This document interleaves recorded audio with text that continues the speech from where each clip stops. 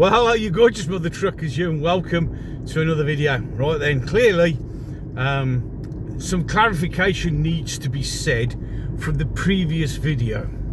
Look, as quite a few people who are commenting and emailing have not watched any more of my content before, let's make it perfectly clear to those people. Look, I'm dead against the mass immigration that we're having.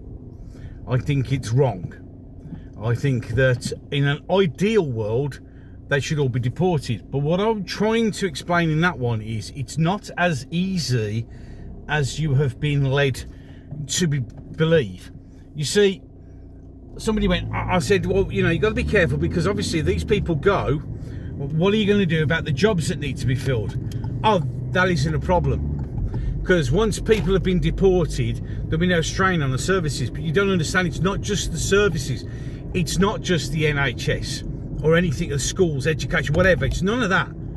That's a byproduct. But you have to look at things like, take a moment to just look through your local area's builders, for instance. Then delete all of the ones that aren't, as you would say, foreign owned. Right? There's not many left, is there? And this is the point. I understand. And look, I agree. It would be nice if everybody got deported that should be deported, because yes, it would free up the housing stock, and yes, it would reduce the pressures on the NHS, and yes, it would reduce the pressures on education, etc, etc, etc. I get that.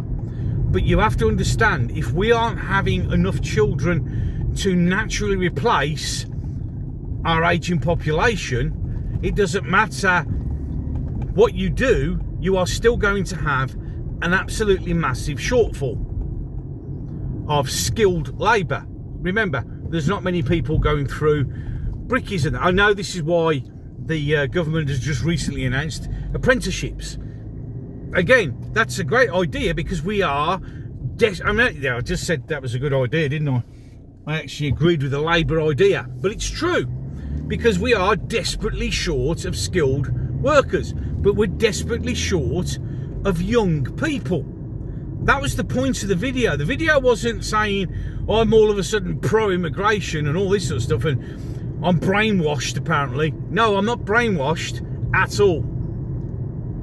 But we can't live. See, the thing is, people are moaning about all the problems that we have and all the issues that we have. But the simple truth of the matter is, none of these will be ever solved or done, yeah, if you don't actually accept the reality of situations.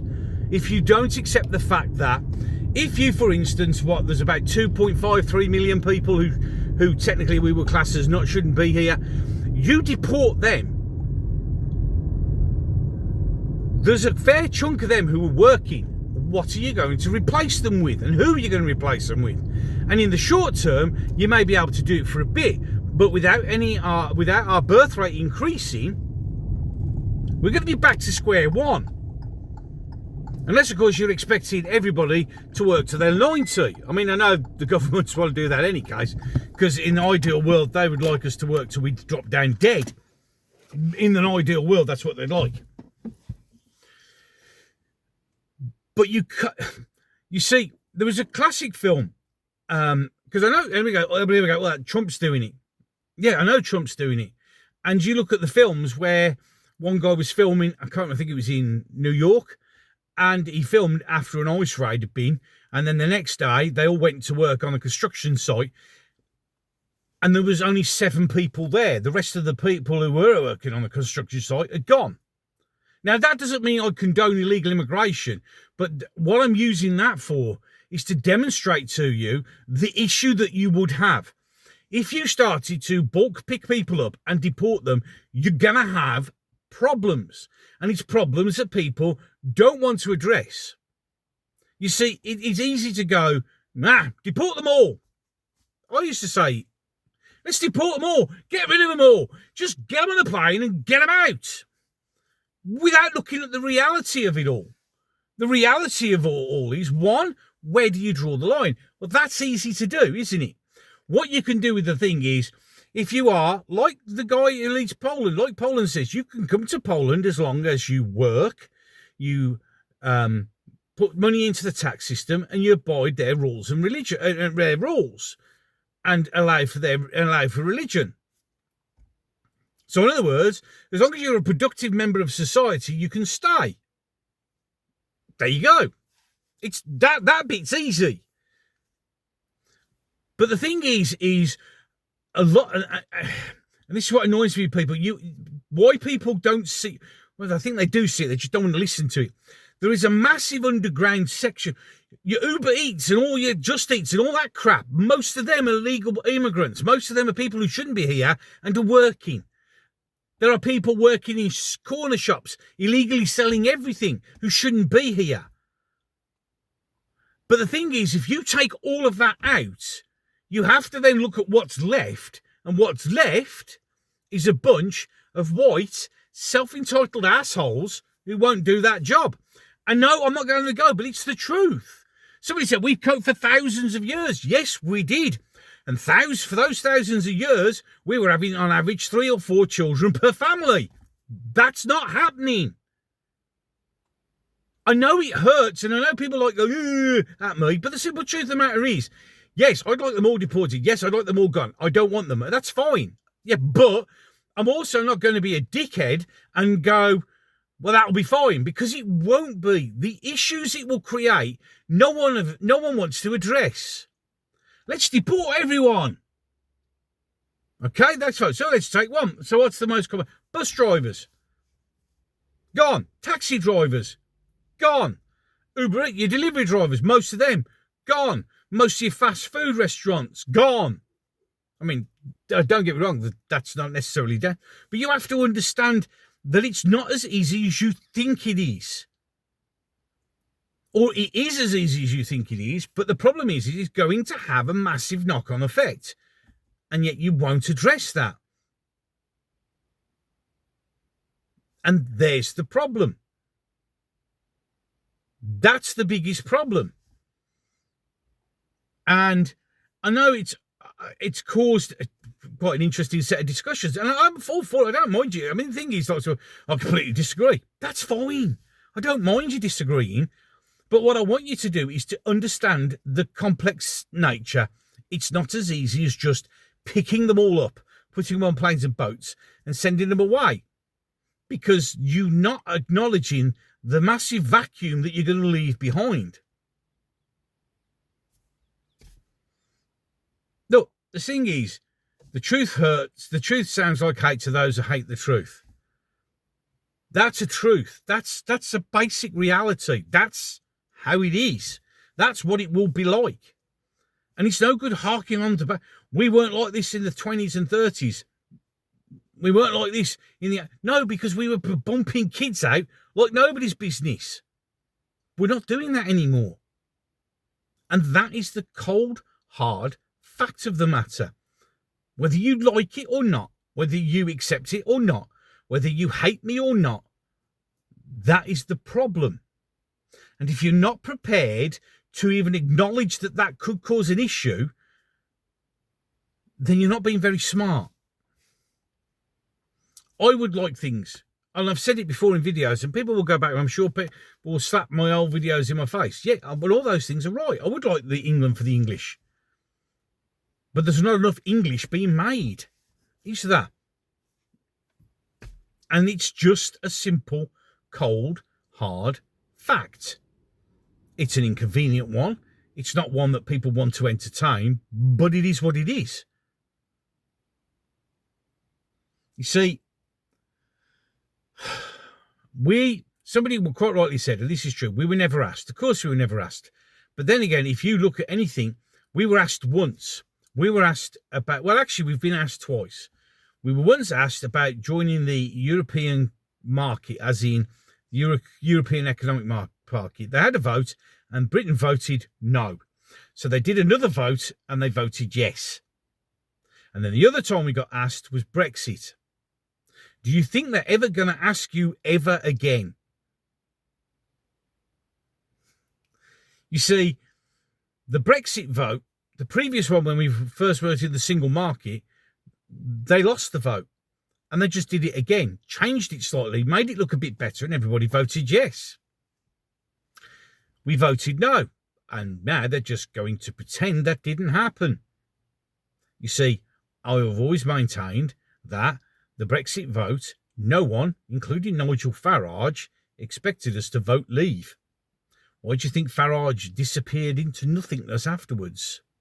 Because remember, he lost his cushy little number at the European Union. All these European Union people banging on about we have freedom of speech and all that bollocks. No, you don't. But they're on hundreds of £1,000s a year. For doing what? Sitting in a chamber and pretending that everything's okay. So you've got to, I know it's hard. I mean, some people have said there is stages of realisation in what's going on in the world. I guess I've just stepped to the next one. And I know it's difficult to get there. It was an absolute mind fuck for me to realise what I've just been talking about. To realise that it's no good saying we were never asked. They never will ask you because they've only asked it a couple of times and they didn't get the result they want. So they're never going to ask you ever, ever again. Scottish independence. Yeah, it was voted yes. Now, you see, they'll ask that one again because it didn't go the way they want. They'll only ask you to vote again if they're 100% certain they're going to win this time. And they've learnt from both that and from Brexit that it's not a good idea to ask the plebs what they think because you never get the result you were expecting. I'm sorry if it upsets people.